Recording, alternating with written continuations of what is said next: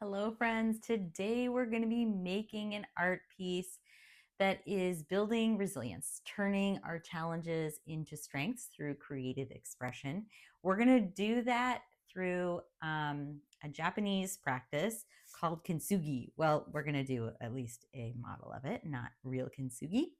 So, Kintsugi is the art of taking something broken and making it beautiful by sealing it and bonding it with gold. So if you've broken a pot or whatever, and you glue it back together with actual gold, you've made it a much more beautiful thing. So this is it was a beautiful Italian pot. I love this pot, and it cracked. It fell, and I did not use gold because I don't have gold, but I did kind of, I don't know if you can see it, kind of glistening, maybe not in this light that much, but what I did do is super glue it together. And then I had like a liquid gold paint. And I painted along the edge. And every time I look at this, I have it in my bathroom. And every time I look at it, it just reminds me that all of those imperfections are what make life so beautiful. That if everything was perfect all the time, it would not be as pretty. So, we're going to be making a collage representation of kintsugi. So we're going to be making a paper pot. So we're going to start, since we're doing collage, you could do this with like, honestly, magazine clippings or old art that you did that you hated and were like, I don't want to have this art, and put it in a box somewhere to save it for later that you could just cut it up. But I'm not going to use anything like that. This time I'm going to make it new. So I'm going to do it in watercolor because that's how I feel I can get really tons of color all over the page. And so I'm going to wake up my colors with some water so they can work a little bit better. And then I'm going to fill my cup here with water. And pretty much for this project, you need some paper to collage with, some kind of gold thing. This is a gold pencil, a gold Sharpie, a gold pen, a gold Posca, whatever gold you got, and some scissors. I have just teeny mini baby scissors. We're going to use those. And let's go ahead and get started. So I'm going to grab some. I want my pot to kind of be like my pot here, which is kind of sandy colored with lots of blues and turquoises in it. So I'm going to grab French ultramarine. This seems like a habit for me now. Now I just grab French ultramarine for everything, but I'm doing it again. And I want bright color. So I'm going to put it all over down here. I'm going to be cutting it up later, so I'm not really that worried about it being in any particular shape. I just want to get the paper really covered so that I can utilize it. And then I'm going to use this for lots of other things. I'm going to grab some more paint so I can just splotch it in. Brighter colors, I like it. And then I'm going to be grabbing some of this kind of sandy color. I'm going to put that up here so I can cut that up later. So maybe I'm going to grab, this is nickel azo yellow. So it's kind of like a more natural looking yellow to me, like a clay yellow. And I'm going to add a lot of water. So it's super watered down. And then it's a little, maybe that's a little still yellow. Maybe I'm going to add a little bit of the orangey to it. That seems better. Okay, a little more. There we go. I like that better. Is it, oops. Oh, and now it's all mixed with the blue. Well, that's how that goes, It's okay. It's going to turn a little greenish there. And I want some of it to blend a little bit. That's okay. Let it go. Do its thing. I'm going to get to the edges so I have more to cut out. And same thing as before. I'm going to grab some of that color and just splash it in. Maybe I want some more of that color. Which one is that? Let me see. That's Lunar Earth. This one is Lunar Earth. So how fitting. It's Lunar Earth. Okay. I'm going to add that in. Get that going. Okay, and then for the rest of this, there's like on this pot this lighter blue turquoise color. I don't know, can you see it there. So I'm going to go ahead and put that on. Maybe I'll grab this shade. I don't know if I love that one for this, but I think I do. And Kintsugi is really such a beautiful ideology for life, right? That there's all these imperfections, maybe imperfections you see in yourself or imperfections in life itself. And that's part of what makes life beautiful, is all of this kind of messiness, you know? It's part of why I really love nature and just exploring nature and being really close to nature, is because there is this level of perfect imperfectness, right? Like when you look at a tree, all of the I'm gonna go ahead and rip this off. All of the leaves are the same shape, right? Like they all are similar in their shape, and the bark is all the same and everything. But where it's growing is kind of wild. It's growing kind of all over the place in different directions, and that part is very chaotic. And nature really resembles life in that sort of a way. So you can either let this dry, make this dry. I think this isn't enough color. I want more layers of color in here, so maybe I'll just add a little bit more blue in here. This is, what shade is this one? Cerulean blue. Cerulean blue chromium. That's what that one is. And then I think just for the funness, I'm going to add some sepia in here, make this a little bit more brownish shaded. Maybe you hate that. It's okay. You do your art. You can make these any colors you want. Maybe you have a favorite pot in mind that you're basing this off of. And then this has some like kind of dark greens in here. So I'm going to grab, this shade is undersea green. So I'm going to grab that one, and I'm just going to kind of like splash it up in there. Don't you love just messy art? Mm-hmm. That's just fun. Did I get the right one? Yeah. Just bring out that 5-year-old self in you. Okay, so now I've got more layers of color going on here, so that's good. Okay. Either make it dry with a heat gun, or go get a cup of tea, wait for this to dry, and come back.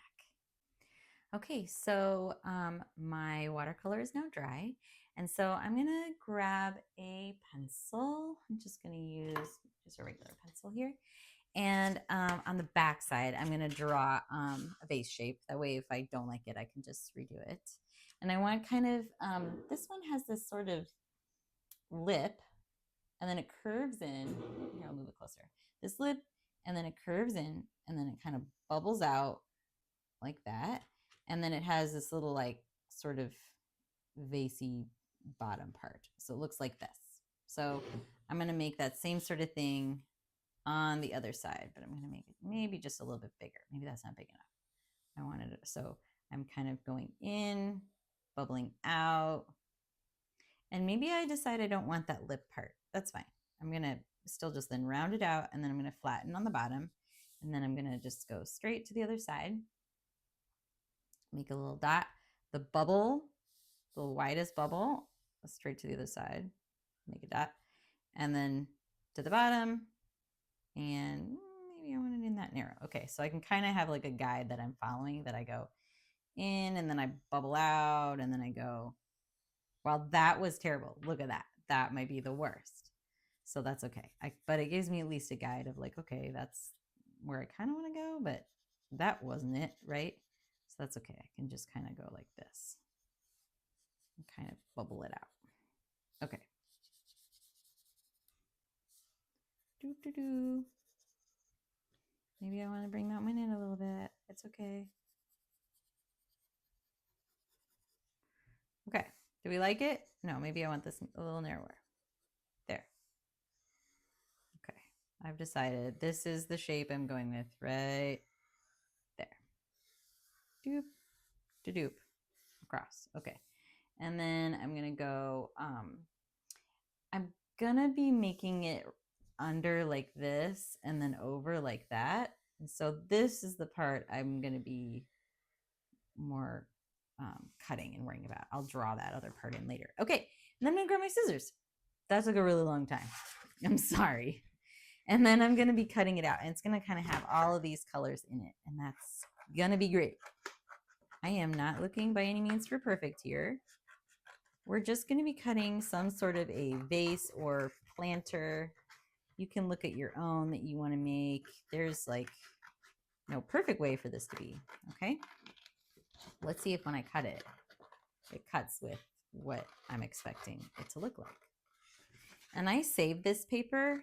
I use it for collaging for later, so don't worry. All of this other painted paper isn't going to go in the trash can. I'm going to be using it later on.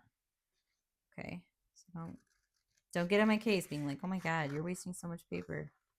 Don't worry, I'm not wasting it. You're not going to waste it either. You could save it. Save it for later for some other collaging. Let's see. Okay, so here I've got my colored pot.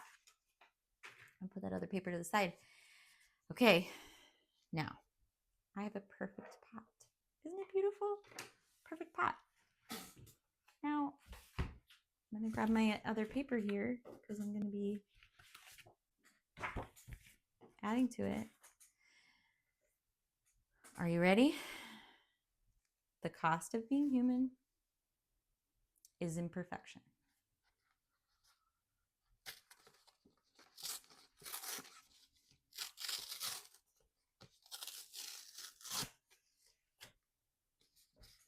The cost of being human is imperfection.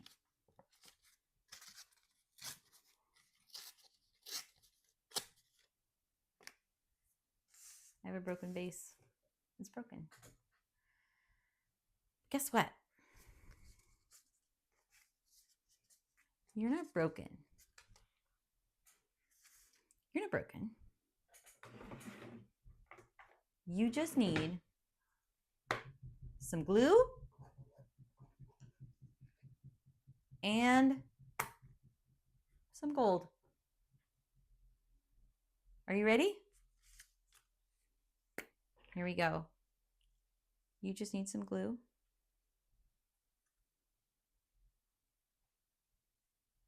Just need a little repairing. Maybe you need to talk to a friend. Maybe you need to talk to a therapist. Maybe you need to work through a bunch of feelings on your own through your art if that's more desirable to you. You are not beyond repair. You could rip this into so many pieces and fix it. It's okay. It's okay.